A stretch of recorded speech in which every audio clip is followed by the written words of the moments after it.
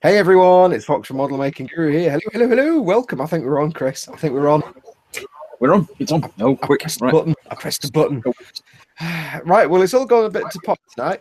Because there was going to be me, Ted, Adam, and Chris. We don't know what's happened to Adam. He seems to have disappeared off the face of the earth. Oops. So hopefully everything's all right with you, Adam. It's not something that's happened. So hopefully you're just running late or asleep. We're not alone. Vincent's here. Vincent's here. Yep. So it's just me and Chris, and so far we've just got Vincent from Mr. Less Model Making in the chat. So it's a compact and bijou podcast so far. Personal service that we provide. Yeah, even if it's one person in chat, we'll still treat them like royalty. There you go.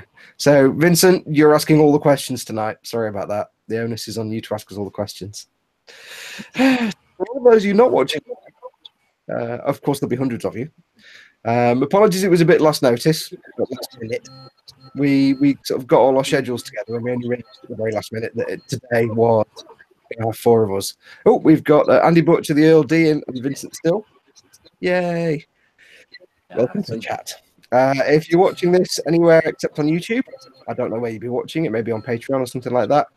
If you want to join the live chat, please God come and join the live chat. You click on the YouTube icon at the bottom of the player. That will take you to the YouTube page where you can watch it and you can watch the live chat. John Bennett's in. Hey, Scott Sutherland, Scott. Look, I've got my thing on, Scott. It's under there. But with me with me not Adam. We don't know where he is. And not Ted, because he hasn't got his laptop. He didn't realise it was tonight. So I had planning all around for all of us and last minute decisions. So darn. Oh well. So anyway, Chris is with me tonight. Chris from Growth Models. Chris, how the devil are you? I'm very good, actually. Yeah, I've been getting back into models again from having a short break, making my 3D printing experiences. But yeah, I'm good. Yeah, you've just recently discovered the joy of 3D printing, haven't you? Explain to a layman like me, a star idiot who knows nothing, all about 3D printing.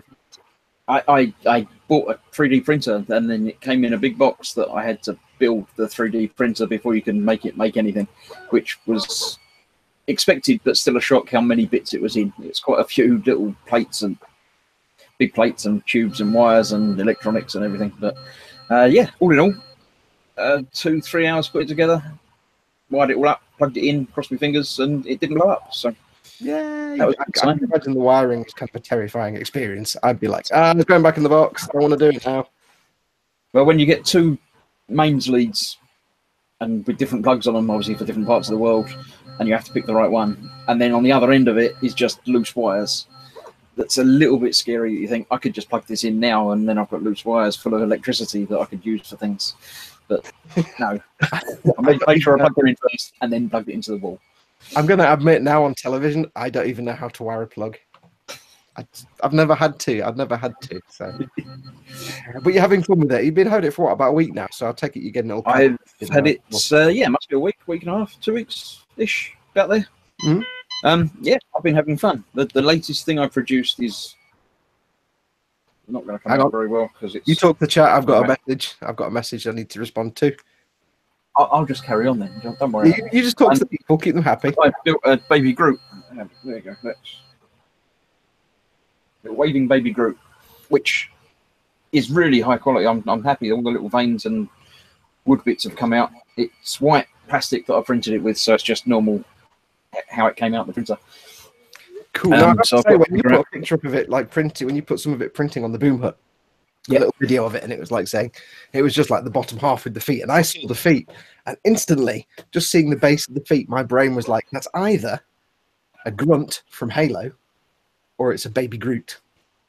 How cool is my sense of guessing what shit is? Well, the baby Groot is one of the must-have printing things. If you've got a 3D printer, you must print a baby Groot and what's called a benchy, which is a little boat that looks like that.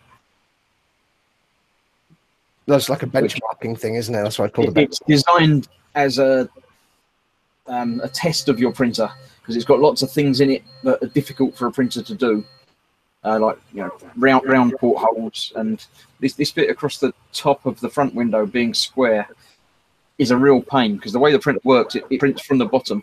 It prints an entire layer and then moves up a bit and prints the next layer, then moves up a bit and prints the next layer, which is fine when you're printing on top of a layer.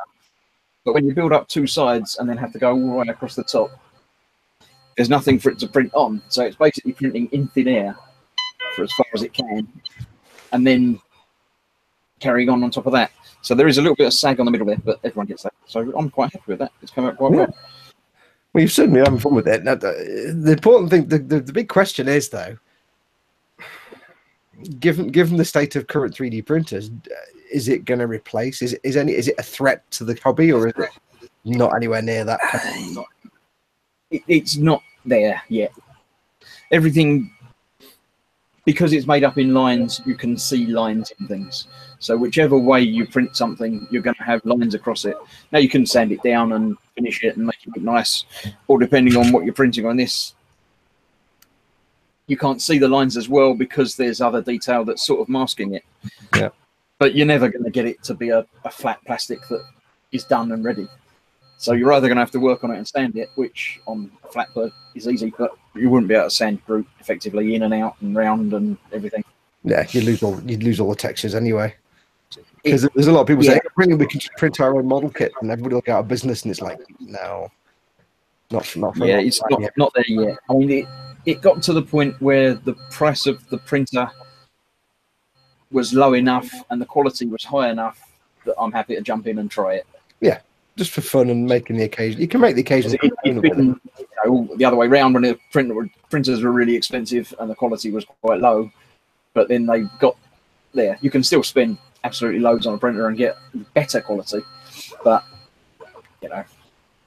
10 years time it's going to be, it might be challenging the plastic manufacturing. But you know now, by then you'll know what you're doing. You can be like, I can just make things. I've made a Spitfire. La la la la. Well, there are websites that list models that people have made, obviously like in 3D modeling and whatever shapes, stick them together, and there's thousands or millions of ready-made files that you can just download and print off. Are you going to get into designing your own? Question. I'm not creatively making up boats and ships and things, but for that I want little hooks or something like that, then I can see myself designing simple things, but not and things like creating a spaceship. Yeah, you never know. Get yourself on some what is it? What a lot of people use? It's the Google thing, isn't it?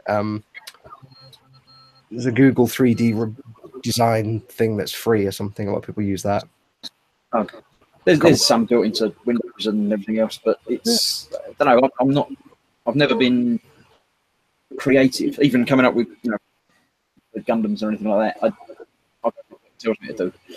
So basically, 10 years from now, when you work at ILM, you can look back on this and go, "Yeah, I knew nothing then."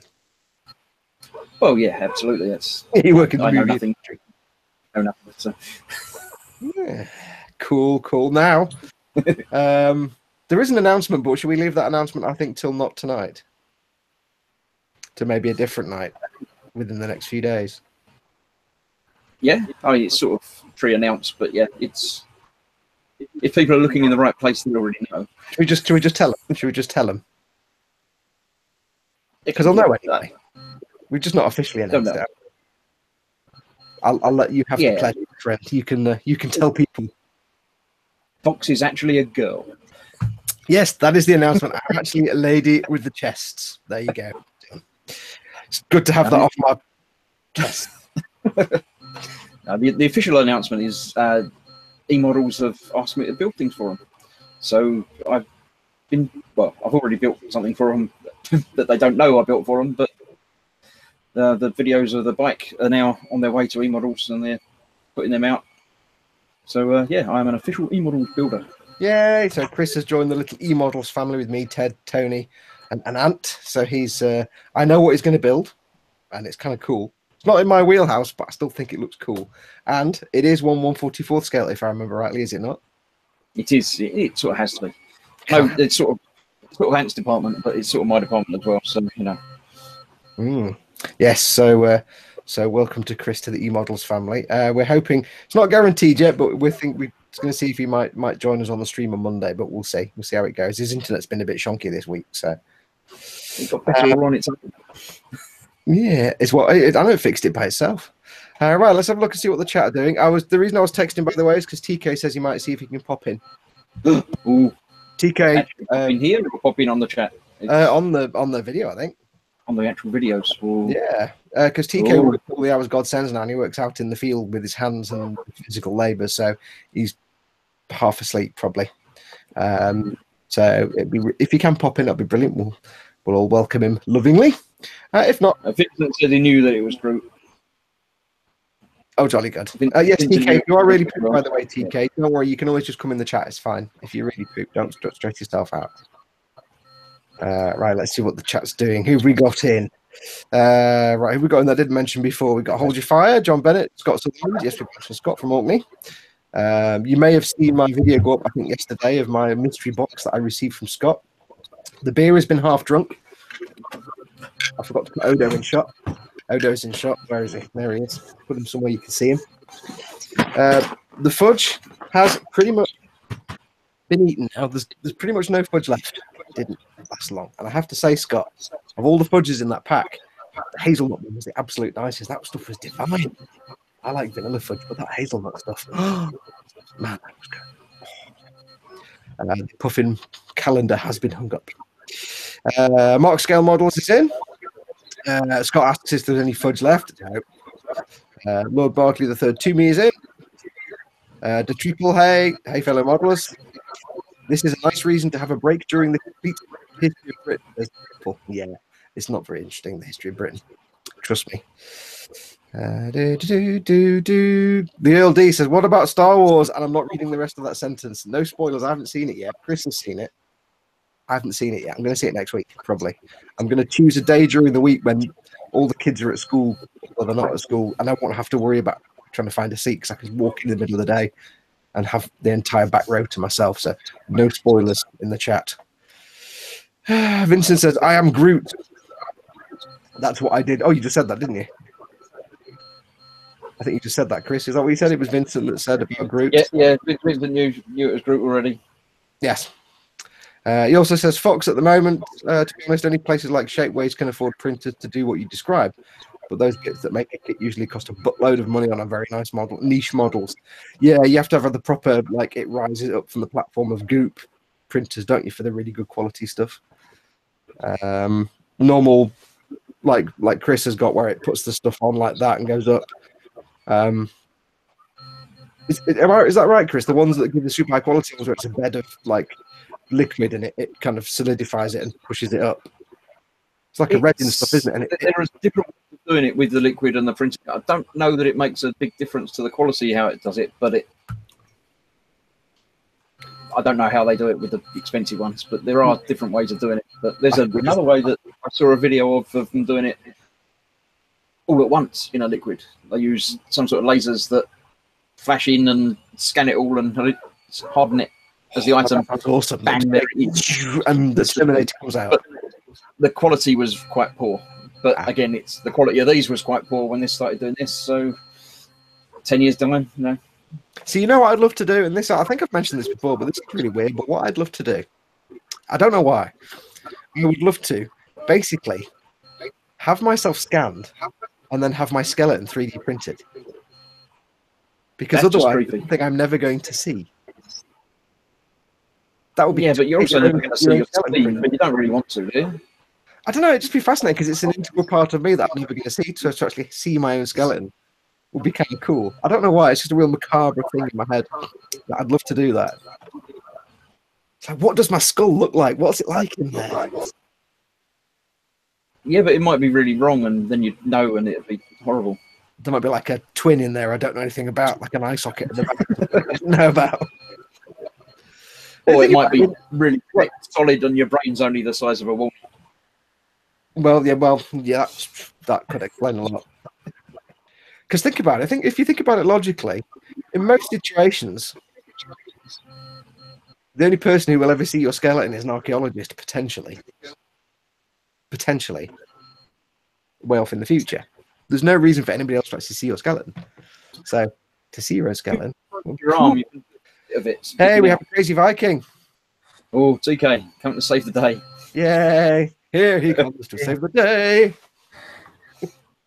Hey, TK, how you doing, matey? I'm tired, mate. You a bit pooped.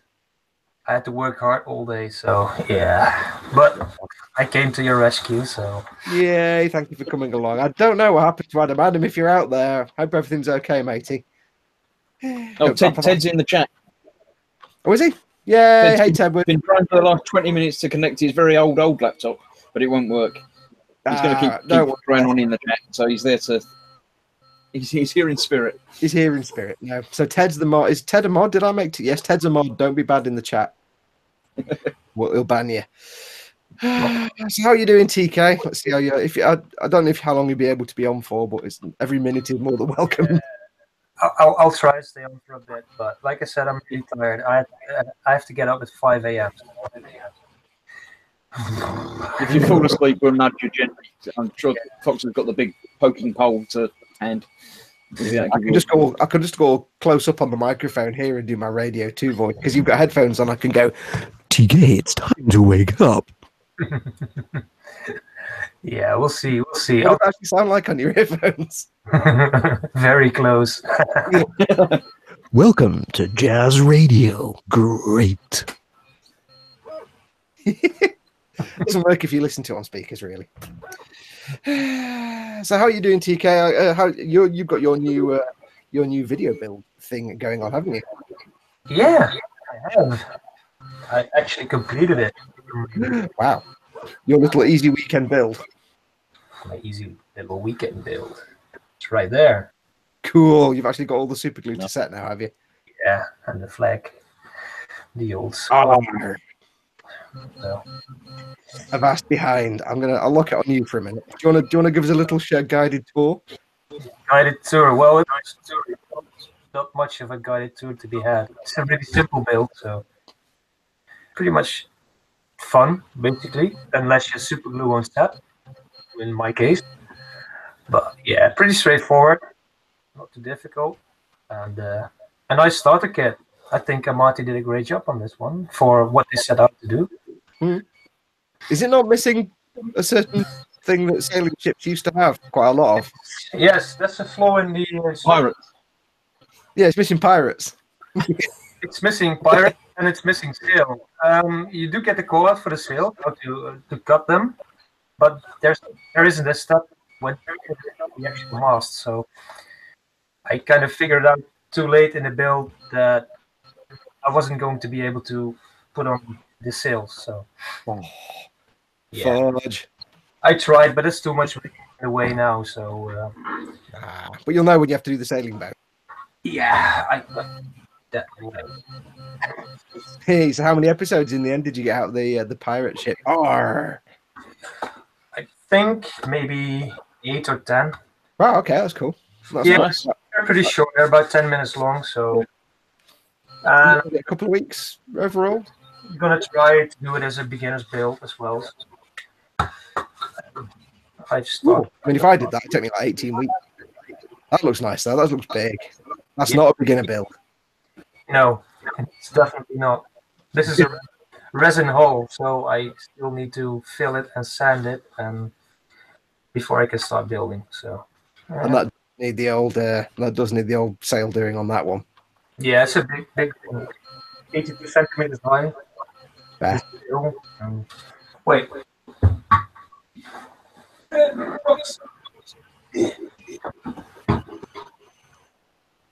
Is that thing? Hang on, we're waiting for your picture to update. It's really huge.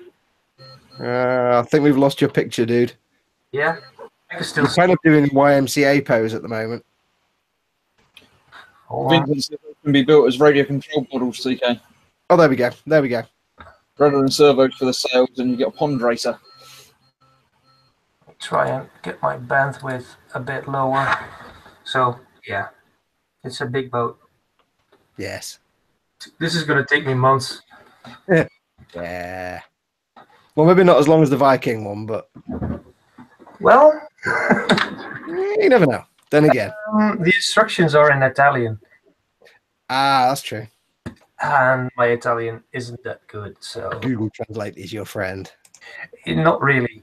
I tried Google Translate is almost your friend. in Italian, so it's just random words put together.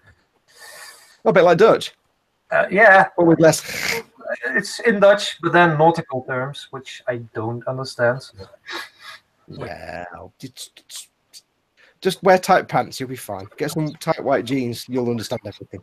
Ah, I forgot to ask you, Chris, by the way. Do you want to show some of your 3D printy stuff? Because you've not been doing any actual model making, have you?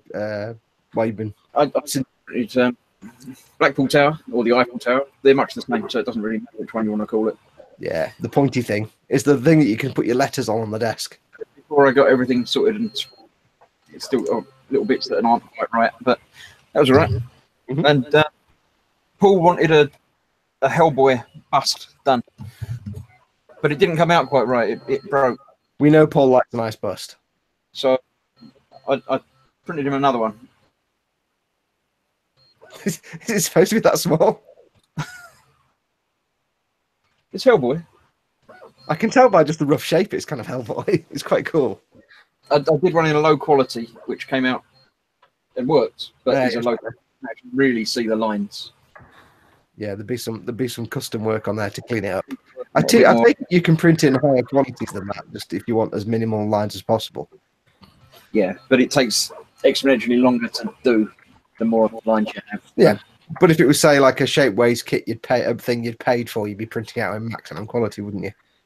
Because you might not know this, there is actually a Fallout mini. There is actually a mini nuke you can get, and it's also built so you can have it cut away with all the stuff inside. Well, you have to buy yourself a printer then and do it yourself. It looks cool. The group that I did took just over 4 hours to print. That's all right. So yeah. You're gonna have to knock it down and do a 24-hour print, though, just to see what it's like. Yeah, well, as soon as the printer is in my bedroom, I don't really want it going off overnight because it's not that soothing. It's not bad. I don't know if you can hear it now. It's over there going off now. So yeah, you have to hear it in the background, but. Like in the old days, just your mum and dad would send you out for like a couple of hours. You didn't know why when you were a kid, but you know why now. But it's because they wanted to 3D print things. Yeah, yeah, they were 3D printing in the 70s. That's what it was. Well, I've got nothing to do at all because I've got nowhere further with the big Unicorn Gundam that I showed on the E-Models podcast. It's all now. All the exterior armor is C1'd and painted and metallic shiny. So I've got a layer of dust on it as well. Brilliant. So I need to find some time, hopefully this weekend. And what I'll be doing there is just doing the inner frame and then paint it right. And then get it put together because I need to find some time to do the little E-Models thing with the tank. So I need to find some time to get all that prepped and ready. So hoping to get this finished in the next few days. I've decided I'm not actually going to do the decals because I don't want to ruin the finish of the C1. If I gloss varnish this for decals, it's going to dull it ever so slightly, and that looks so rad. I'm just going to leave it as spare C1, so I'm not going to do the decals or any pins, any panel lining. I'm just going to leave it just like that. See how it comes out. So, not laziness, purely I don't want to lose that particular finish. It's so cool. If you haven't got that C1, get it. I love it. Right, let's have a look at the chat because we've ignored the chat. Right, where are we? I'm up to Andy Butcher retracted a message. I don't know what that was. Vincent says, "Ha! Knew that Part 1 Africa Twin video looked familiar." Hang on, Chris is asleep again. Yeah. If you can't remake things, then yes, it was Chris has had it on his channel. It was the one he won from E-Models. So we figured while he's getting set up for his first build for them, we'll make the E-Models channel. And annoyingly, E-Models have already had more views of Part 1 than I've had since I've had it up there for 3 months. The amazing power of E-Models. Corey has done a super chat. Thank you very much, Corey. Glad someone finally sent you an RG kit. Yes, it was about time I got an RG. I've never done an RG, and Scott from Orkney, who's in the chat, very, very kindly sent me the real grade RX-78-2, so I'm looking forward to that. I forgot to mention, by the way, if you want to, Corey's done there is a super chat option. If you want to pay, it's usually a couple of quid or a couple of dollars or something. I don't know how much it is, and it just means your comment will pop up in big blue box, and we can't possibly miss it. It's kind of designed for when there's 3,000 people in chat, and there's not 3,000 people in chat, but you're more than welcome to. Vincent says, TK, scan them in. I'll have my little brother translate them. He gets back over the weekend from Italy. Yeah, I already replied to that in chat. I asked Kamati for the English version. There should be one. Ah, so. cool. I think it's because I got the directly from Italy that I got the Italian kit. So. Ah. Kev Lawson. I'm building a unicorn. Kev Lawson says there isn't a real grade full armor unicorn. There is a real grade unicorn, I think, isn't there? But not a full armor one. Scott Sutherland says he expects a P Bandai one. Yeah, every time there's a Gundam you want that's off the beaten track, it's always going to be a P Bandai. Happy days. And no, I doubt that E-models will get P Bandai. I doubt that's going to happen, but you never know. So people in chat, we're depending on you tonight. Throw us all the questions. Doesn't have to be a model. It can be a silly random question. Can be anything. Throw us questions. We'll talk. We haven't done much as usual, and we're kind of on the back tonight. All our plans kind of went a bit to pot. So while we're waiting for all the questions to come from the people in chat, and there will be many. Corey Ursa, got that name wrong. Corey Ekret says, now that the Unicorn real grade exists, you can expect a few hundred variants of both P Bandai and normal releases. Yeah, Bandai will make like 400 different versions of it. Kev Lawson kind of says he just meant to see me trying to do it in 1/144th scale. It was tough enough doing it in 1/100 scale. I got bored. It's a real man scale 144.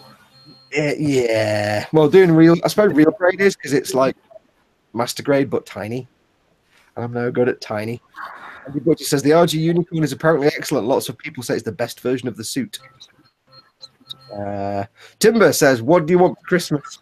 What are you buying? I'll have a yacht, please, and a nice big house and a car. What are you guys getting for Christmas or hoping to get for Christmas, or what would you want to get for Christmas? I'll do you first, Chris. What would you want for Christmas? I'm intending to receive the big diorama book, the AK. Is it the FAQ diorama book? Oh yeah, the big expensive, big one full of stuff. When you say I'd like building diorama, they're quite good fun. Sorry, when you say need more references, you drop the hints and actually bought it and have given it to the wife and said, "Yeah, give me this."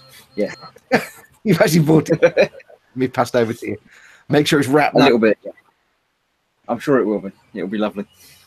How about you, TK? Are you expecting anything for the Christmases, or what would you want if you had an option? Well, we do Christmas gifts, but I would want some sleep, basically. Like a big box of sleep, please. A big box of sleep, yeah.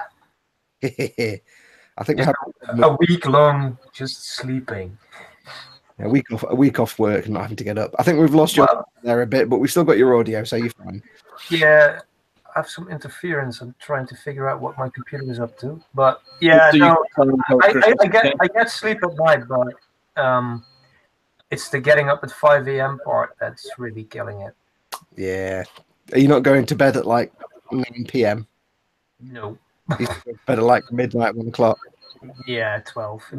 It's your highly physical outdoor job. Yeah, so the weekends is usually me sitting at about this time downstairs in my chair. Like, I'm watching TV. Anytime you need to go, dude, obviously just go down. Yeah, I'll when I feel myself, my eyes closing and myself falling asleep, I'll just quit this. For me, what would I want for Christmas? I don't know. I'd love somebody to buy me the perfect grade Millennium Falcon, but yeah, very expensive Christmas present. I don't know. We don't really do like. I mean, I don't know. We don't really do Christmas presents in this household. We don't really do the Christmas present that much anymore anyway, because we're all old now. As soon as you get past, like, you know, the age where you receive toys, Christmas kind of isn't fun anymore. Although, wait, what do you mean past the age you receive toys? I don't understand.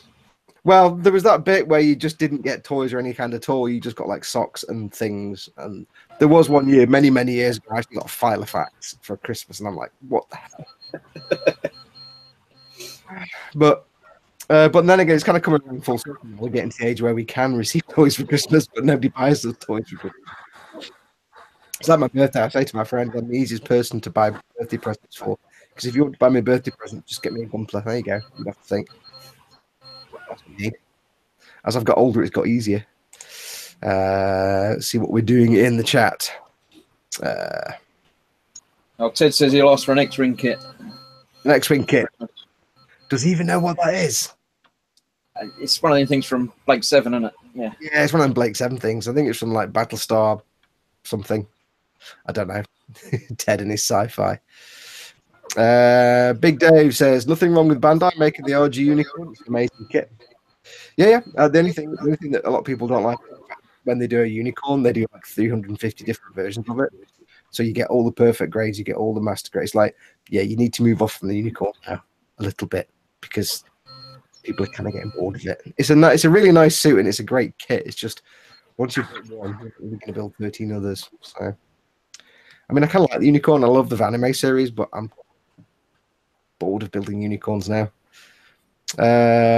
Corey says he's got the RG unicorn mostly built. It's pretty amazing, but it pushes undergating so much. All the undergating is on white parts, which is easy to deal with normally. It's one advantage of the unicorn. It's all white plastic. That's the easiest plastic to be nubbed with Bandai. Big Dave's got MG Dark Rocket, RG 007 sword. I can never pronounce it. Quant. I think it's Quant. Quanta. That's it. Quanta. Full saber RG for Christmas. Good stash. Scott Sutherland's got an RG unicorn in his workbench at work. Yep, for a while. Does the boss not wonder why you're making Gunpla and not actually making things for him to sell? Because that's the job.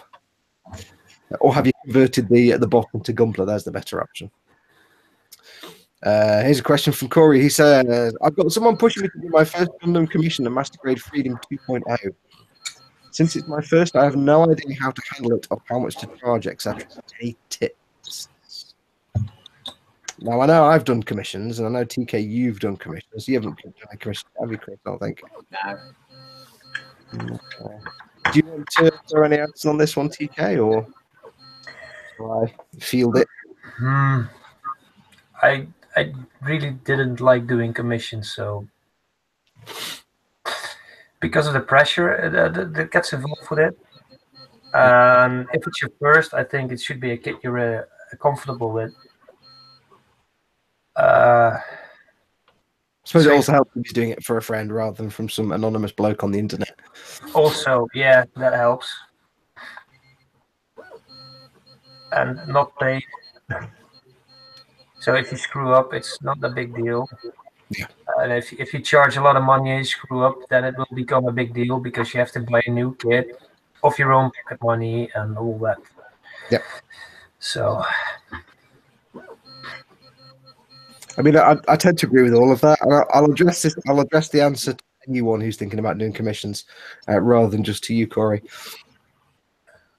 A lot of people have the idea that doing like commission builds is fantastic because you get paid for doing what you love. However, it's kind of a living nightmare. It really is. Like TK says, when you're doing a commission build, and if you're doing it for a friend, it's a lot easier because you don't, you can do it for fun anyway. And you don't have to ask them for a lot of money. When you do the commission build itself, the things you have to remember are: A, it may not be a kit you want to build, but you have to pretend it is. You have to force yourself to give it your best work because you're asking for money. B, it might be a kit you've already built 3 times anyway, and you really don't want to build it again. But again, you've got to work past that, force yourself to enjoy the build and give it your best effort. In terms of money, you need to find out first what the client wants Do they want the best paint job in the world, as in that'll cost you a lot more? Do they want a really basic paint job? Do they want it matte varnish and the stickers put on a little bit of weathering? You have to establish what they want, and that will give you an idea for how much you charge. The difficulty about the charging, how much you charge someone, the simple way is how many hours is it going to take you, and charge that many hours times an hourly rate. But the question is, what do you charge as an hourly rate? It depends. If you're an established builder and you've got a big, a portfolio of works, you can charge a lot per hour. And you can say to someone, if this is what you want, that will be 100 hours at £25 an hour. That'll cost you however much, that is £2,500, please. Is that my maths right, or is that wrong? It works out, yeah. Yeah. A lot of people think you can go off and paint a model and give it back to them for like 30 quid. No. Yeah. When I started doing commissions, I started charging practically minimum wage because I didn't have a big collection of things I could say, this is how good I am. I was basically charging minimum wage times the number of hours.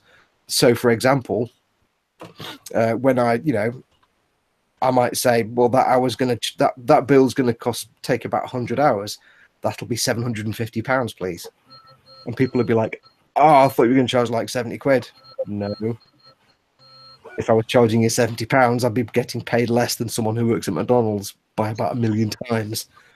So you have to keep in mind, at the very lowest, you want to start at a minimum wage times the number of hours you think it will take, which is why it's important to figure out what somebody wants from that.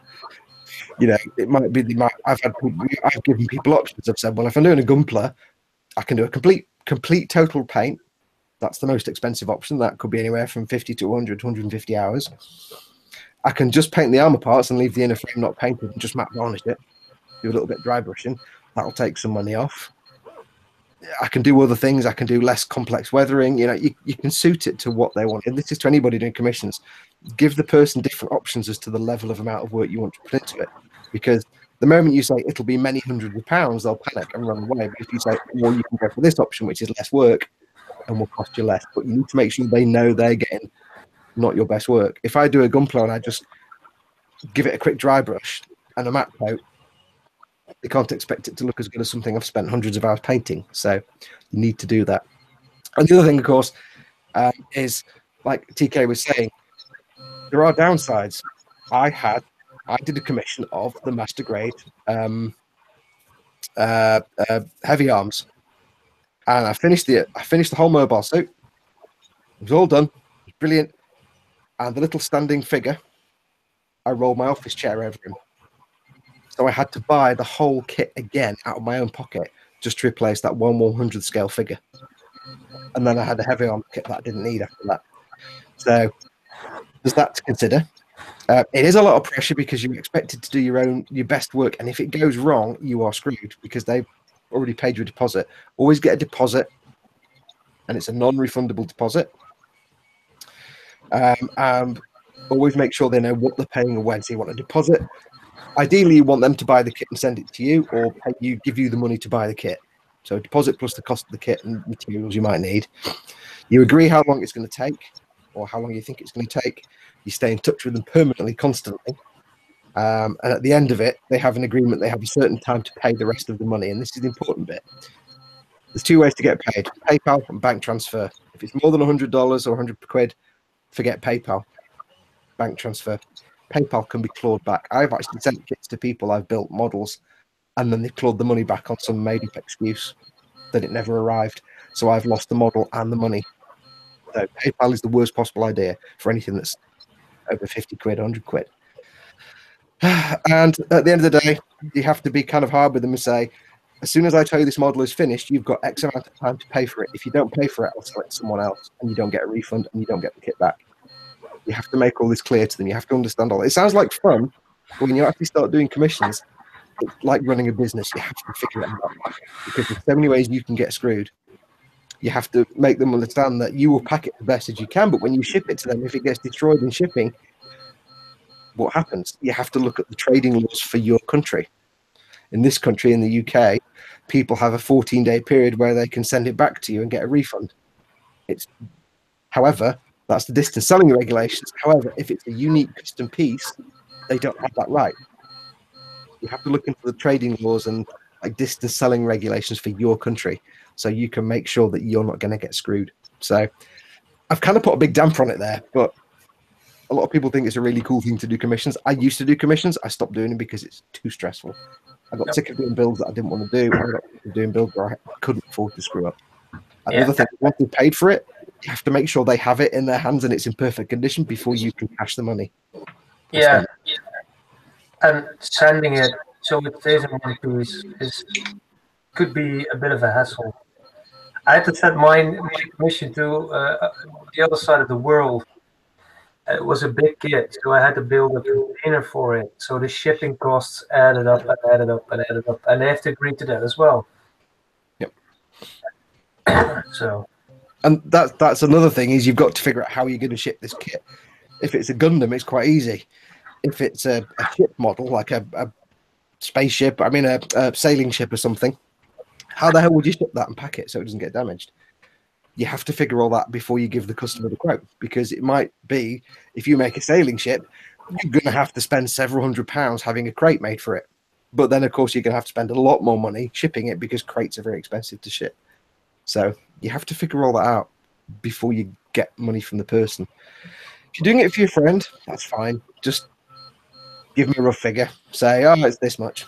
Base it on he's your friend and treat it as a fun experience. If anybody out there is looking to do it as a way of making money, really do your research. Don't just throw a number out at someone and say, I can do this. Put it this way. I saw a guy, I won't mention any names, but there was a guy, he's probably still online, who was selling fully painted builds of a particular model for 150 quid.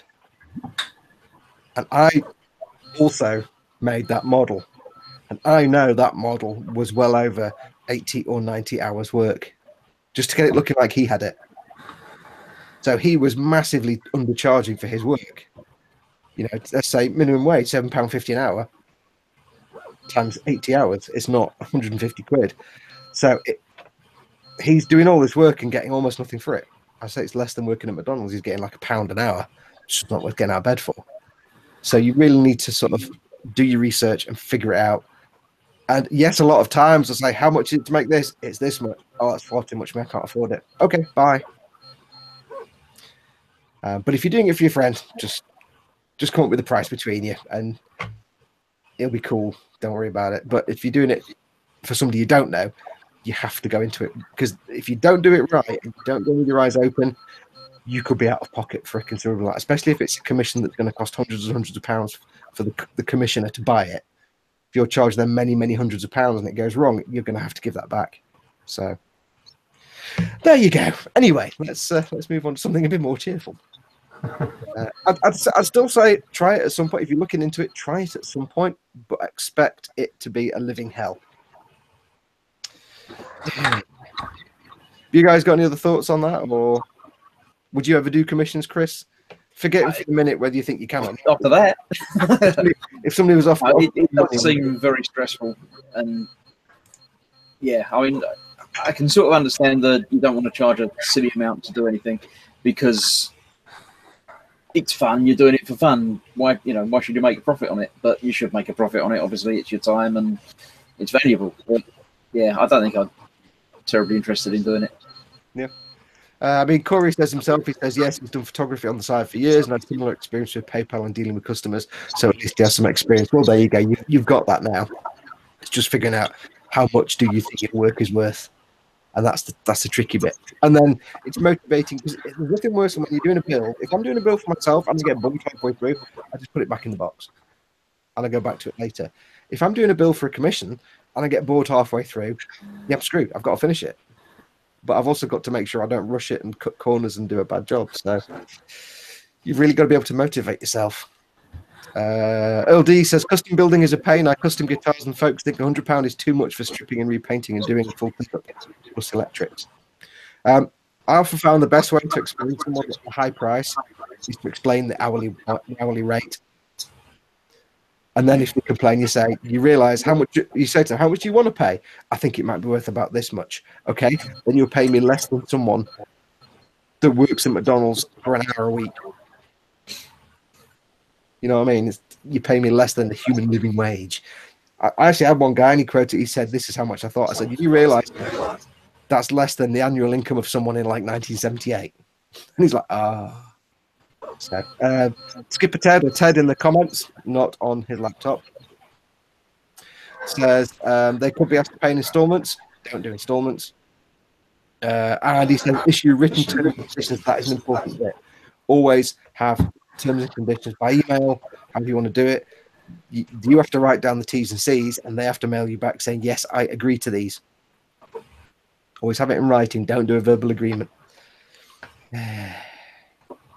Let's have a look. The old D says, last job I was supposed to do was an Epiphone Flying V. Parts cost for the guitar was 270 quid, and the guy wanted to pay me 340 quid. No. No. He pays for the parts and he pays for the work. Big Dave says he used to work at car breakers and they used eBay. The amount of times people said the parts were faulty or never turned up was ridiculous. Lost $3,000 on a BMW 3 Series interior that way. Timber says, how about selling what you already made rather than custom requests? That's what I do now.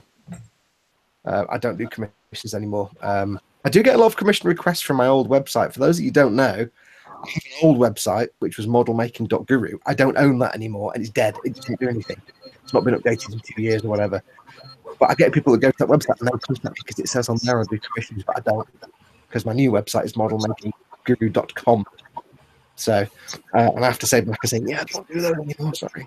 That's what I do now. I build stuff and then I sell it. It's a lot less stuff. And that's the end of the chat so far. So, guys, what should we talk about? What's happening in your parts of the world? Tell me interesting things about down south or the Netherlands. Shut up. Is it just my end that's on which the audio is really crappy? Yeah, pretty much. I think we are getting some feedback either from your speakers or from I don't know, is it Chris's speakers? You haven't got speakers, have you, TK? No, my speakers are off, but I get some choppy sound and some feedback. Maybe it's because of someone's printing something. It might be my printer doing it. I don't know. It might not be. Chris has got his 3D printer going in the background. Yeah. Your actual video feed is quite occasional. There's a frame change. So. Yeah, my Windows update is updated because I'm on the computer. So I don't know. What's happening in the Netherlands, TK? What have you actually got planned for Christmas? That will do. What are your plans for over Christmas? Have you got time off for sleeping or working all Christmas and stuff? No. Company's closed around Christmas, so I'll just have dinner at my parents and then forget about Boxing Day and do nothing. And yeah, I really don't like the holidays. How many days holiday do you get a year? Damn, no, that's too many. A couple of weeks or something? Overall, yeah, about 4 or 5 weeks. That's not too bad. That's not too bad. But the company's closed for 3 weeks in around New Year, so I don't get paid for 3 weeks. So that's a problem. Oh yeah, that's the January pay packet that comes after the December pay packet. That's a nightmare. Yeah, it's basically you're not working, you're not getting paid. Yeah, I remember those days. How about you? You got booked into the Christmas period. What have you got going on? Anything? Not a lot. I'm working up till Christmas. Actually, got to work Christmas Eve. Don't normally open Sundays, but being it as it's Christmas Eve, we're opening. So, but then we don't open until the New Year. So I get a week off. So a few days with family here and there, and then hopefully back to building some more models and sorting stuff out. By building more models, you mean 2 weeks of drunken oblivion? No, I don't drink a lot. I've started on my boats. I've started my tugs. So look good. I have 2 tugs. That's one tug. Identical models. Because I got 2 of them for my birthday. So what is this thing with you and Paul doing tugs? Well, Paul bought me one of them. So okay. And my brother bought me the other one without knowing that Paul had bought me one. So I figured I'd build them both together and doing it as a small diorama of old boat, new boat. So I'm going to wreck one and have it in a dry dock with rust and everything, and the other one new and shiny in the water and looking nice. Could you do like some kind of optical illusion where you have two tugs, but the first tug is pulling the second tug, but the second tug is also pulling the first tug? It's like a Mobius strip going round. I don't think that'd work. You need 3, I think, for that. But Okay, get the math. So yeah, that's that. Then back to work and back to life as normal. No, I'm not sure what we've got planned over Christmas. I think just very little. I think over Christmas. We normally have family over at Christmas, but with the plumbing issues going on at the moment, it's a bit of a. It's not guaranteed anything's going to happen over Christmas, so it'll be. We've got all the food in. Your carpet's dried out yet? Are you still soggy? Squish, squish, squish. It's a living nightmare, mate. It's just like, can we just have a plumber that knows what the heck he's doing? That'd be nice. Oh, is this, mate? Have you fixed it? Yeah. Did it make a difference? No. Oh, I need to fix something else. Have they tried turning the water off? That might We work. tried to turn it off and on again. We'll figure it out. We'll figure it out eventually. Probably find it something really simple after all that. Plug the hole. Say again? Plug the hole. You kind of have to know where the hole is. Yeah. And, well, actually, if there isn't even a hole, you don't even know what it is. I mean, put it this way: we had one guy come in, and he did nothing. He turned up, did nothing. Said he put some tape on the pipe. Yeah. But then he walked off, and he left after about 15 minutes. But I was given doubt because I said, "Well, is it?"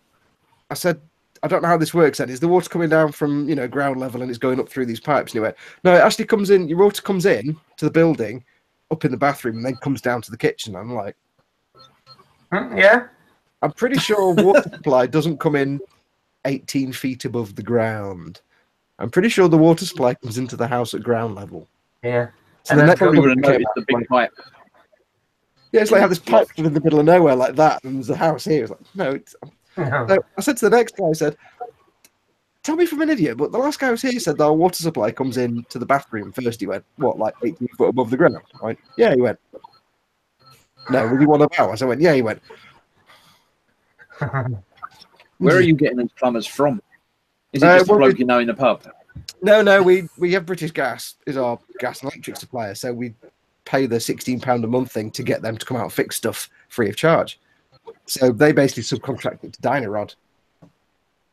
However, I've got to say, I think me and Ted talked about this in the eModels podcast, but it's actually really good because like we phone up British Gas and say, yes, the electric's gone off or the water's gone off or the gas isn't working.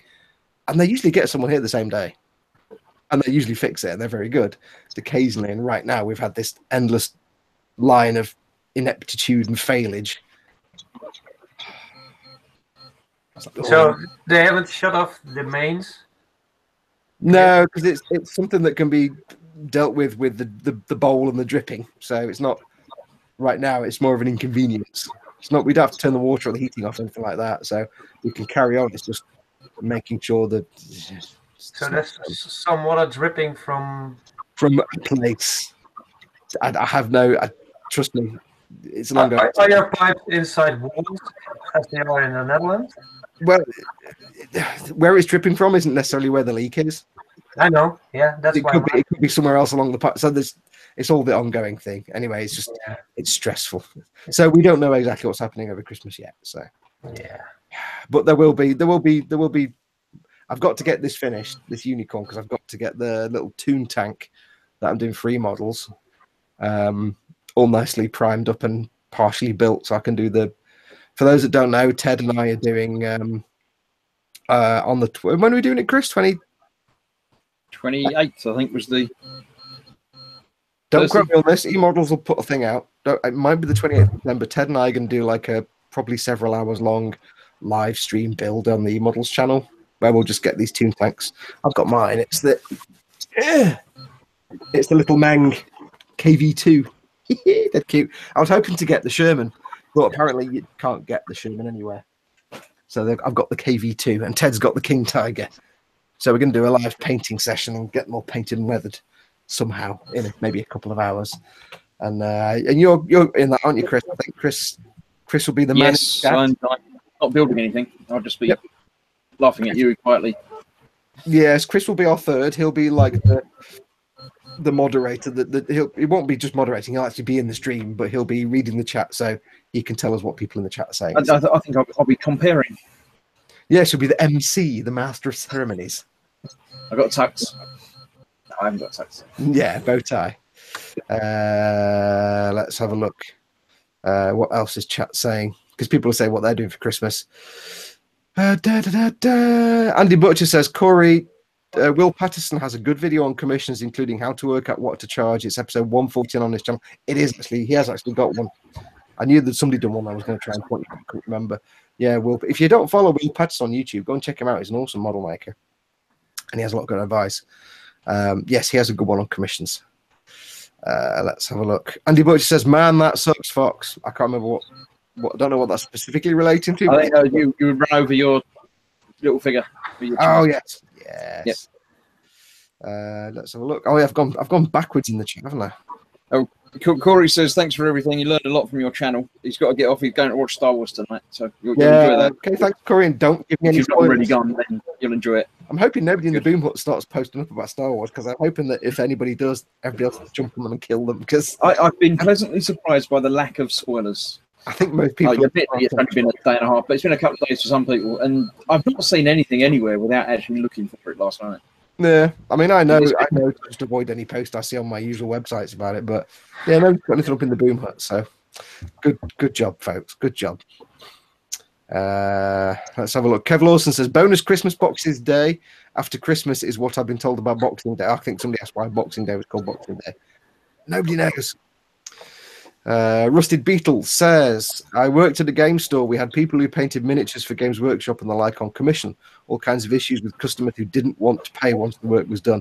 Yeah, that's why you take a deposit, non-refundable, because if they then bugger off halfway through, you've got some money for the way I used to work it.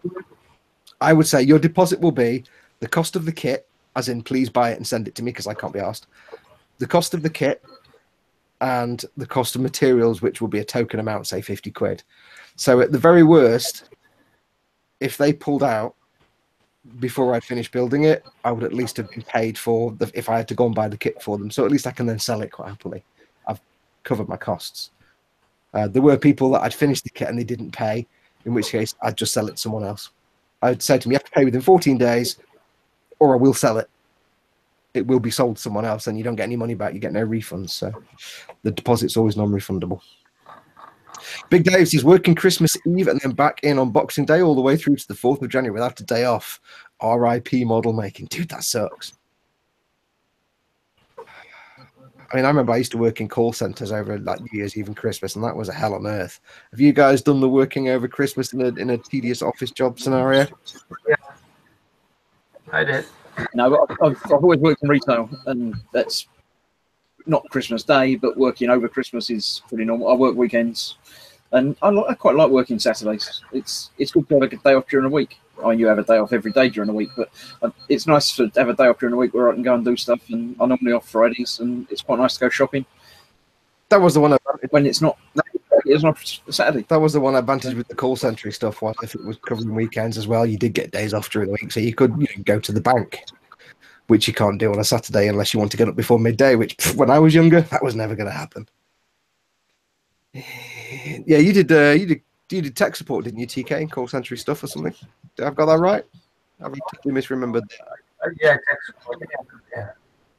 So that was a hell on earth every single day. Yeah. Are you falling asleep there, dude? Yeah. You should go and get some sleep, man. You got to work in half an hour. I don't have to work tomorrow. Or the day after. Let's have a look what else is going on. Friday, right? Yeah. It's Friday. At the moment, yeah. Christmas was great. You missed it out. It's New Year's next week. Yay. White Knight 723 says, Fox, will you be doing a Star Wars review like you did for Rogue One? Oh, you mean like the Shark Mouth reviews? I don't know, because I've got to figure out how to get my lavalier mic in the car so it doesn't go all noisy and distorted every time the car moves. I had it mounted onto my collar, and it was like when I was talking because of the vibration. I may be able to hang it off the sun visor, which is in movie production. They use lavalier mics in cars and they hang them off the sun visor. So I might try that next time. But yeah, I might do. But you'll be wearing a hat. You can clip it onto the brim. That'd be fine. No, because it's vibration.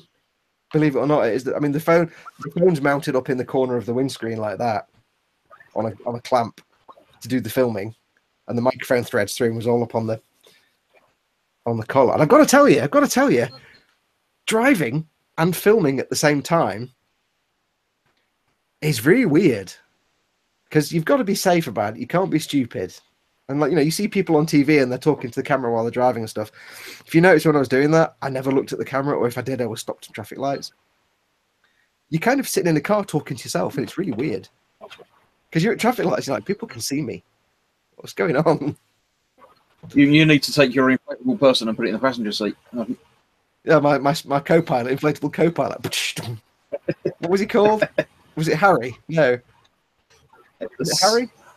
I don't remember. Yeah. Somebody tell us in the movie what the inflatable co-pilot called. Was it Owl or... Was it Owl or Orville or something? I don't know. There was a gag about it, but I can't remember what it was. Yeah, I might do a Sharp Mouth reviews. The difficulty with me is that when I see a movie, then I kind of instantly forget everything that happens in it, like the moment I leave the theatre. And it's only on like second or third watching that stuff starts to come back. So we'll see. And the other thing, of course, is I wouldn't be able to do any spoilers. I wouldn't want to do a spoiler thing. So unless I just have 25 minutes of me going in the car, it's not going to be very... I kind of realised what with the last... was it the Rogue One? I think I did last one. You can't really talk about anything, so I might not. Yeah, there's lots of things that are worth talking about, but I can't talk about them. Yeah. Yes, because you would be banned from everything. Skipper Ted says, "Ooh, Tugs, Zed drives, by the way." I think that's. He also says it's the 28th at 1 PM, so he's on the ball. He knows what he's doing. Yeah, 28th. As long as he's got a laptop. Is the e-models, me and Ted and Chris doing the painting live stream.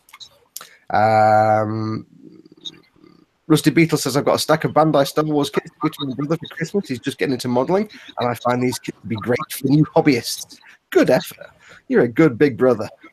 Or little brother, whichever. Nice one. Big Dave says he designs kitchens. Management don't seem to have clicked. People aren't going to have kitchen between Christmas and New Year's. If they can make people pay for kitchens and have them installed over Christmas and New Year's, they'll arrange it. Because they'll make you work it. Management will be like, can we get people to do this over New Year and Christmas? Yes. There you go. If they could, they would. Lord Barkley III, 2 meters. Seems everyone knows what's happening in Star Wars. Wait till it's on TiVo box. Yeah, maybe. And then we've run out of chat. How long have we been going, guys? Let's have a look. Yeah. What we might do... Scott's got 5 days of work left, then he's off for 10 days. It's all right, isn't it? That's not bad. Off for 10 days. I'll tell you what, Scott, if your boss is cool with it, you should do a little video for the Boom Hut as to what you actually do, about you doing your work, because it is fascinating. For those who don't know, Scott works at the I put this little thing there, you might not see it, little sticker on there. Works at Ortac.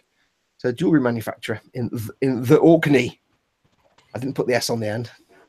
It would have to be a video of him working, though, not when he's building Gundams. Yeah, because he only builds the Gundams at desk when the boss isn't there. Are you building Gundams at your desk when the boss isn't there, or just like when you're on lunch break, or is the boss just cool with it, or how does that work? Tell us how that works. We'll wait. It's fine. Can you imagine working in an office where you can just have, The Triple says, I actually need my hands for sanding frame parts. Just waiting for Scott to update. How do you get away with it, Scott? How have you got a unicorn half built on your workbench at work? It's disguised as a piece of jewellery, no doubt. Yes. Because it probably transforms into a piece of jewellery. That's what it does. There you go. There you go. Yeah, it's a bracelet. There you go. Scott says about filming at work, I can ask. Tell your boss it's free advertising. Admittedly, it's advertising to people that are very unlikely to ever actually turn up in the shop, but it's always online buying, isn't it? That's true. Oh, he builds on lunch break. Cool. Very well behaved of you. What you need to do is get the boss into Gunpla by just doing that, and then you'll see where it goes from there. Yeah, he says he builds on his lunch break. Yeah, makes sense. And that TK bloke, there's questions in chat, help him keep awake. Yeah, he's fallen asleep now. I think his eyes got been closed for about half an hour. Well, I think what we might do, we might actually call it a day on this one, because it's we'll make it a quick show, because TK is kind of drifting off into there's thoughts going through his head that we don't need to know about right now. Well, it's not that exciting, really. It's just me reliving my... Anyway, was he? TK wasn't meant to be here. He stood in at the last minute and stopped us going insane. Yes, Ted. Are you aware of that, Ted? Adam. Yes. TK saved our bacon when everyone else had jumped ship and abandoned. There you go. Yeah. I'll just call you when you need a big block planted. I need extra hands, and I'll make sure you can help me. Yeah, I think TK's camera's fallen asleep. Say again? TK's camera seems to have fallen asleep. Yeah, I think that picture of TK is about 20 minutes old. Yeah, no, my computer is updating for some strange reason. Oh, right. Brilliant. Yeah. You know why? Because you haven't turned it on in ages, because you've been out working all day. It's been on yesterday. Oh, okay. But it seemed appropriate to update while I was doing things. So well, that explains everything falling over. Scott says the boss asked me where to get some for his son. Haha, you got him hooked. There you go. You'll become Gunpla buds now. Before you know it, you'll be there making Gunpla with the boss. You can put them inside your jacket and say, I've got some here, you can buy some Gunpla. Yeah, I've got a unicorn, I've got this, I've got that. Which one do you want, sir? Which one do you want? Come look at my amazing wares. All these mobile suits I can sell to you for profit. Yes, indeed. Wow, I sound unicorn. Without down and cut like the merchant in Fable 2. If you ever play Fable 2, there's a merchant who sells wares and he's a bit ropey and it's been a long time. Anytime anyone mentions a merchant in a video game, I keep going back to the Resident Evil guy. I don't play Resident Evil. Oh, that's very good. I did try it once. I tried a Resident Evil game once. I played about 10 minutes and was like, I don't like this. It's ridiculous. I was like, wait, I've got 3 bullets and the 10 guys? Yeah, off. No, if anybody's played Fable 2, I think it's Fable 2. I don't think it's Fable 3. There's like some guy it might be Fable 3 in a caravan. And he's selling magical and mysterious items. He's like, look at my amazing items from around the world. At one point, he's like, this is the amazing magical mirror that will only work magically in darkness. It's like shyster. And for some reason, that voice stuck in me. Timber says, any advice on setting up a spray booth indoors? Mine is out in the garage, but is a total pain, especially this time of year. I'm handing that over to you guys. Yeah, ventilate it a bit indoors, but yeah, mine's here, just behind everything. I have to move everything out of the way and unpack it. It's one of the foldable ones, like Foxx has got. Lots of people in the boom hut have got. You have to unfold it and then put the pipe out the window and turn it on and hold it up when you. So yeah. That's one of the easiest ways. Is just get one of the little. I've got exactly the same. You can't see it here, but it's one of the little pre-made ones. Just pop it up, and it has a tube on the back. Just get one of those. You could build your own spray booth and stuff, but for the sake of usually 50 to 70 quid, these spray booths are pretty good. They've got commonly available filters. They come with the big tube. He asks if the fumes still fill the room. No, you get a big fan in the back, and you get a big massive tube like the one that comes out your washing machine that goes on the back that has an attachment on the end, and you pop that out the window. Now you can still get some when you're spraying. I mean, you can't see the spray booth here, but when you have a spray booth, say here, when you're spraying, you do still sometimes get some little woofs of spray that come. If you can't really use rattle cans on an indoor spray booth because that will just fill the room. But for airbrushing, as long as you're pointing it in the booth, you might still get some painty smells, but as long as you're venting it out of a window, you won't get that much. I mean, I spray indoors here and it's fine. I still wear a respirator because especially if you have a light over the spray booth, you'll see when you're spraying, you see little wisps of spray come out sometimes. So you get a little bit, but yeah, it's easier than building your own. Just make sure I've got real burps tonight. Just make sure you've got the tube sticking out of a window. You don't get away from the cold completely in the winter, I'm afraid. How long does your beard have to get before you can use that as a filter? You fold it up. I think the question is, how big does the beard get before I can't actually use face mask? What happens if I can't get the face mask over my face? I'm like, about this long. about that long. Yeah, The only problem kind of falls over it. see, that is the real problem with the face beardiness. The appropriate filters to it. And I don't think they will. Nah, you can just blue tack them to your face. Yeah. But yeah, the big problem with beardiness is you can jam it into the face mask. The big problem is you just get the moisture buildup from the breathing and the condensation. And of course, you've got a beard that holds onto water. It's not great. Sometimes beards are not great. Most of the time. Yes. Rusted Beetle says, translation, woofts of spray means airborne particulates. Yes, very good. When I said about woofts of spray, yeah, that's what I meant. Rusted Beetle says, I just received 3 bottles of Steinal Res today. I haven't sprayed primer through an airbrush before. This weekend will be my first time. Wonderful stuff. If your airbrush is 0.35 or higher, you don't need to thin it at all. Just spray it neat. Get your pressure up to about 23 psi. Do a mist coat first, and then just blap it on, and you'll be fine. Wonderful stuff. Did you guys do the word yet? Which I put in the treehouse. The word. The word. The word. Your word. The word. Disability insurance, wasn't it? Yeah, that one. What? Did you practice? Have I missed a memo here? What are we talking about? No. You just caught up on a very different word in that video. Hang on, you've lost me completely. What are we talking about? Let me try and find it. Hold on. TK had a word of the day. I suggested a word for the podcast. Wait, where was this? I don't remember this. What? Yeah, you commented on it. Did I? Yeah, it was something to do with the naughty things that you can. Oh, swaffling. Yes. Swaffling. Yeah. But there was a different word that Arbeitssongstick the king. What? I remember TK. This isn't the after hours. This is the treehouse. We have to be well behaved on this one. I used a well-behaved word.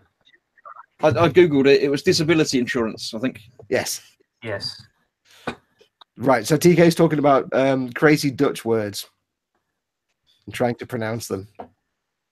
Yes. If you want to put a crazy Dutch word into the chat, TK, we can try and pronounce it.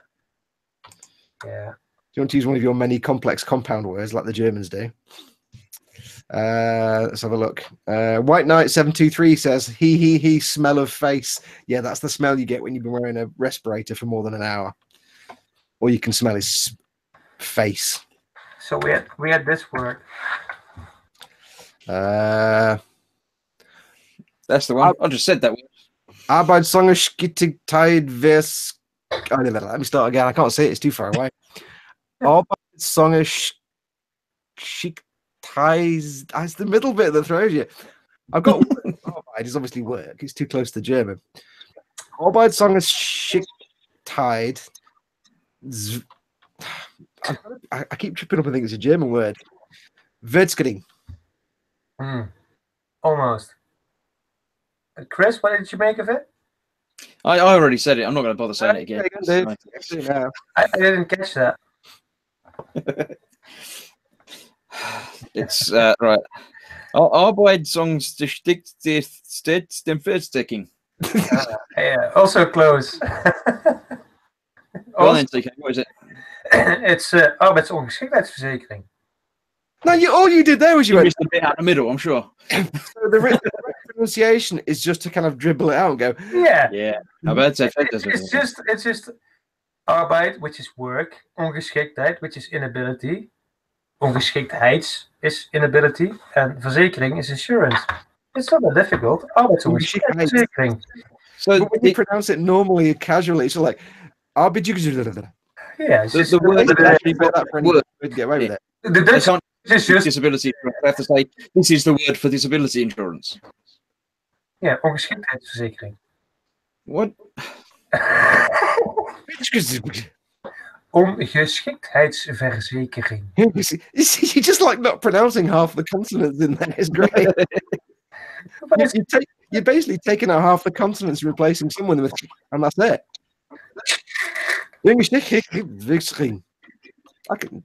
I love Dutch. Yeah, It's but just, then again, we do the same things with Worcestershire and stuff like that, don't you? Yeah. yeah. Americans can't pronounce pretty much any UK place name. Leicestershire. No, not quite. Worcestershire. Yeah, but Have you got any Worcestershire sauce? I mean, Worcester sauce. I think it was Loughborough was the one that's the problem for people. Loughborough. Oh, Edinburgh. Everybody in the Netherlands was Edinburgh. I know Oh, you broke up then, TK. Say again. they call it Edinburgh. We're losing half. I can't tell if he's breaking up or just talking Dutch. It's very difficult to tell. Well, Is he talking English but in Dutch style, so he just misses out half the consonants? I'm getting a lot of feedback from you. Have you still got your speakers on quite loud, Christoph? No, I turned them down, and the printer is finished as well. So Turn my volume down a bit more. I'm hearing feedback somewhere. I'll turn you down a bit. Scott Sutherland says that's why you can't have a beard in the army. You know, can't get a proper seal on your respirator. Somebody, I didn't see the comment, but somebody mentioned about bathroom fans in spray booth. No, don't ever use a bathroom fan. You need to use a fan that is a completely sealed unit, purely because you're spraying aerosolized particles, some of which are flammable, through a fan, which, if it's got exposed electrics, can actually ignite the particles. So you need to make sure it's not a bathroom fan. It needs to be a completely sealed fan unit that can cope with particulates going through it, which is why you can make your own spray booth. But if you want to be super safe, just buy a collapsible spray booth. It's a lot safer. And actually, Rusty Beetle says the same things. The fan has a motor in the airflow and can ignite volatile sprays if it's not a sealed unit. And then TK says, Arbide, screen. So I got it right now. Yeah, you just missed a bit. Yeah, you just Pronounced it correctly. Yeah. I just kind of stumbled over it, which is what it sounded like when TK said it. Yeah. But he said it with a bit more plum and style than I did. Scott says he can give us some Orcadian to try and pronounce. Go for it. Give us some Orcadian. Actually, my mum plays the accordion, so it's all okay. Yeah. I don't know. White Knight 723 says, Chris, the blueprints behind you, are they models you're building on or have built? They're I've built some of them, but they're not particularly. It's just a Rebel Alliance fleet, actually. Yeah, just different X-wing and A-wing and Y-wing and Millennium Falcon. Millennium Falcon. Has he got more than 6? They're looking at me curtain toying, so you know. I have the Imperial fleet as well. The blueprints. Ooh, I've got none. I've got a big book of. I've got all the Enterprise D blueprints. Does that somewhere? show? It's a big box of them. Wobbly cam. My wire isn't actually long enough.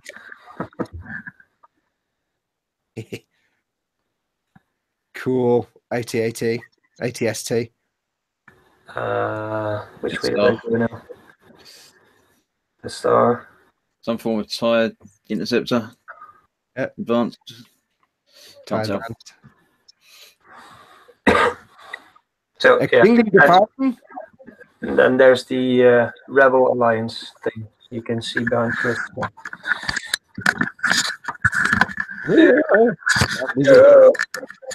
Seasickness. Right, chaps. I think what we shall do. It's coming up to 10:30. I think we'll call it quits for this one. We didn't come in very well, and we've been a bit off the back foot anyway because it all went a bit to pot.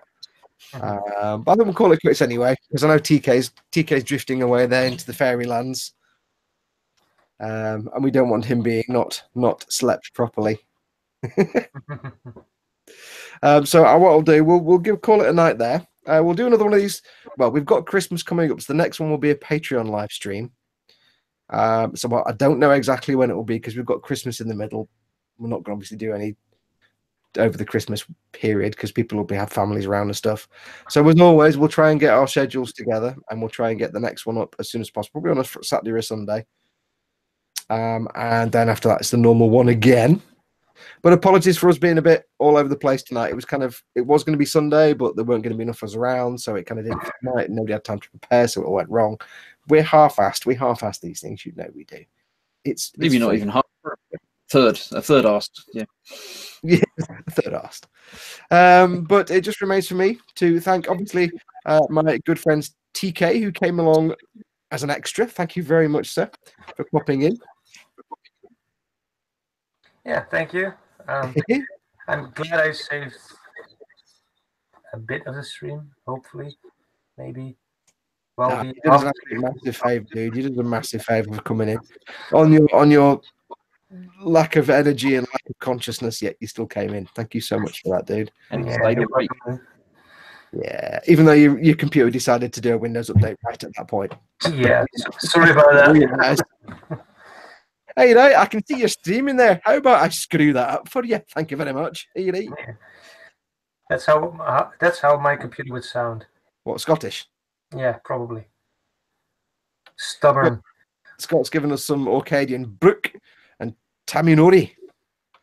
I'm going to say Brook and Taminori. I don't know why I'm doing it in a Glaswegian accent, but it's all that happens when I do Scottish. It comes out Glaswegian. Go on, Chris, you have a try. You got they're only short words. It can't be that difficult, can it? Don't look it up on your phone. Brook and Taminori. I don't think I was just looking at the words. Oh, I see. Oh, I Taminori. I thought you were looking Google pronounce or something. No. I did learn through getting that gift package from Scott. I did learn the phrase "Gav's in mate," which is eating food like it's going out of fashion. Gav's in mate. You also learned when you put something aside to do it later, you've got to remember to do it later. Yeah, I did say to everybody watching, remind me not to forget that, and then nobody did. So of course I forgot it. Gansy, come on, have you got your pronunciations yet? Do you want to go, TK? Gansy. Brook, Taminori, Gansy, Gansy. Do we trust, Scott, that they're not rude words? They probably are rude words. We've probably just insulted everybody and his mother, but never mind. We'll never know.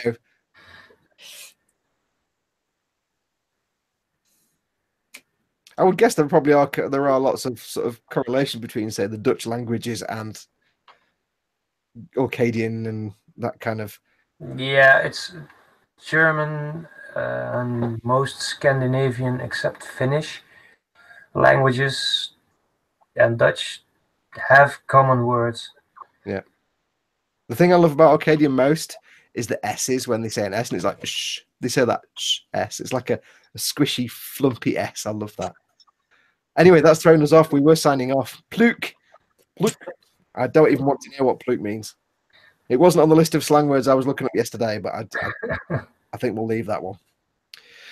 Yes, and Chris, thank you so much for tonight, my friend. You're getting into the swing of it. Thank you. Being forced into a live stream with just me means you kind of got into the swing of the live stream. You're doing very well, son. You're doing very well. I'm sure at some point everybody will be here, and that's what I'm waiting for. The one night when everybody turns up. Yeah, that never happens pretty much. I don't think has that actually ever happened, TK? We've done that like once. No, I don't think everyone was there. I think that there has been one when everybody was there. I did watch back and look at it. And maybe the first or the second one. Oh, fudge. That's a long time ago. My memory doesn't go back that long. I think we might have replaced with all the Latin words and stuff like that. So yeah, I think we might have had one when there was less of us in the boom hut, in the treehouse. Maybe. Ah, well, never. We'll never know. It's not like we can go back and look at old videos because who says stuff like that? Scott says Scooty. Scooty. It's probably it's going to have a sh on the front. Scooty. Scotty. It's like S is like SH, isn't it? It's like a soft shh. But it's SK, so it's sk. Yeah, but that S is like kind of shh, it's shkori. Puggy. Puggy. I saw puggy in the list of slang words. I can't remember what it means. I think it means little fat thing, little round fat thing, but I'm not sure. I think it means small and fat, I think. Like a pug, like the dog. Yeah, no. It sounds like it should be, doesn't it? It sounds like a short fact. You know, pugs and other handbag dogs. Not way back in the history, anyway. Anyway, distracting me. It also just remains for me to thank everybody who's been in the chat tonight and watching. Thank you so much for coming along. Again, we really appreciate you coming along because it was last minute that we told you this was doing. So we know most people will watch this when it's not live. So when it goes up, this will go up on my channel in about half an hour or so. But thank you to everyone who's watched. Thank you for joining in the chat. Thank you again to Scott for sending me my wonderful gifts, my RX-78-2, my fudge, which is already gone, and my beer, which is half gone. It's very nice, that beer. Skull Splitter. It's very fruity and light. Very light as well. Bizarre. You think it's going to be a dark... When you meant to save that for Christmas? Sure, he said save that for Christmas. Yeah, I did save one of them for Christmas, but it might not last that long. It's almost Christmas. I had to open the Christmas present he sent me anyway, so I might as well have one of the bottles of beer and all the fudge. And I've got the little bracelet-y thing. Oh, that's one thing I meant to say, by the way. One thing that Scott pointed out to me that I didn't know. The thing he sent me is actually, it comes as, I assume it comes in a survival kit, because that is actually a whistle. You didn't know that? No, I didn't know that. I'd never seen one of these before. Go on, blow it. I can't get it to work. I can't. It's in the wrong. I can't. I must have my mouth over the hole, but apparently it's a whistle. I've never seen a survival kit before. Well, you need to pull it apart to do that. Okay, I won't do that because it's a pain to get back on again. It's not that. And the paracords for making shells. It's a long length of rope tied together in an easy way so you can pull it apart for when you're in a survival situation. I did guess it was paracord. No, I've never seen paracord before in my entire life. Yeah, you can make a shell. Do it now. And it's awesome. What? But you don't want to tie it apart. Build a shell. Apart. You'll be busy for 5 months. No, I don't want to take it apart because I wouldn't have any. I can't even get a knot out of my shoelace. It's just, you know, when you get a knot in your shoelace and it doesn't, and you, I can't even get that out. So yes, thank you, Scott, for my gifts. They're awesome. But that'll do us, I think. Was there anything else you guys need to talk about before we burger off? No, I'm done. Okay, well, again, apologies. It's a bit of a disorganized show tonight. It kind of came up at the last minute. We're all, we're all also, half of us are asleep, half of us are stressing about plumbers, and half of us are just Chris, who's the only sort of one that's with it tonight. I'm all over the place. Adam's lost in the Amazon somewhere, I think, and Ted's in chat. And thanks for Ted coming in the chat, helping out. But that'll do us. Thank you very much for watching. Stay tuned for the next. My train of thought keeps going completely. I need to go now. Thank you very much for watching. Stay tuned for the next one, which will be an after hours podcast. And watch the models one on Monday, and watch out for the Christmas one on the 28th at 1 p.m. Until next time, thank you very much. Adios, amoebas. Oh, say bye, guys. Bye, guys. Bye. I was also locked on Chris that whole time. Hooray!